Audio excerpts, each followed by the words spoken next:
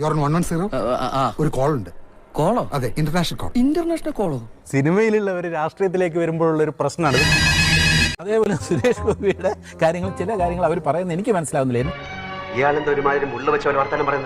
ആശാ വർക്കർമാരുടെ സമരത്തെക്കുറിച്ച് എന്താണ് കേന്ദ്രത്തിന്റെ ഒരു ആശാ വർക്കർമാരുടെ അടിസ്ഥാനപരമായിട്ടുള്ള വൈഷമ്യങ്ങളിൽ നിന്നും ജീവിതത്തിൽ ഉഴലുന്ന ചില പ്രത്യയശാസ്ത്രപരമായ